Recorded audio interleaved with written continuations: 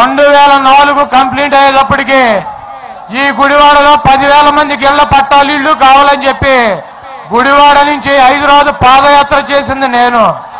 రాజశేఖర రెడ్డి గారు ముఖ్యమంత్రిగా ఉండగా రాజశేఖర రెడ్డి గారు 98 ఎకరాలు ల్యాండ్ ఎక్వైర్ చేసి మరణిస్తే నీ చిత్తూరు జిల్లాకు సంబంధించినటువంటి దద్దమ్మ కిరణ్ కుమార్ రెడ్డి 4 సంవత్సరాలు, నువ్వు ఒక 4 సంవత్సరాలు గుడ్డి గుర్రాలకు పొళ్ళుతోమి ఇప్పుడు ఒక 1000 మందికి ఒక 1200 మందికి ఇల్లు కట్టించి నేనే ఉద్ధరిస్తానని చెబుతున్నావు. ఈరోజు గుడివాడలో వైఎస్ఆర్ కాంగ్రెస్ పార్టీని ఓడించాలంటే, కొడాలి నానిని ఓడించాలంటే ఈ గుడివాడ గడ్డ మీద తెలుగుదేశం పార్టీలో ఎవరో లీడు అందరూ చోట దద్దమ్మలని చెప్పి చంద్రబాబు నాయుడు రాజముద్ర గుద్దాడు. నన్ను ఓడించడానికి, వైఎస్ఆర్ కాంగ్రెస్ పార్టీని ఓడించడానికి విజయవాడ నుంచి మరి గోండాగిరి అడ్డదారులో డబ్బు సంపాదించినటువంటి దేవినేని నెహ్రూ కొడుకు దేవినేని అవినాష్ని తీసుకొచ్చి ఇక్కడ పెట్టాడు.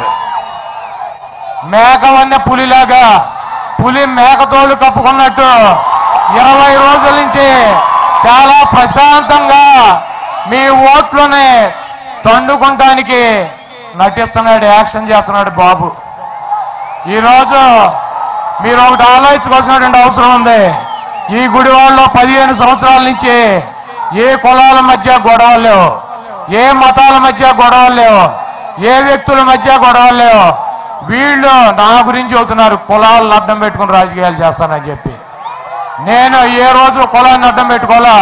నీ బాబు దేవినేని నెహ్రూ వంగమేటి మోహన్ రంగారావుని అత్యంత కిరాతనంగా నిరాహార దీక్షలు ఉంటే దారుణంగా చంపి ఆయన చంపడమే కాదు, ఆయన అనుచరులు బతుకుంటే నీ ప్రాణానికి ఆయన ఉంటుందని చెప్పి ఆయన అనుచరులను కూడా చాలా క్రూరంగా అనేక కులాలకు చెందినటువంటి వ్యక్తుల్ని వేటాడి చంపినటువంటి గనుడు దేవినేని నెహ్రూ గారు.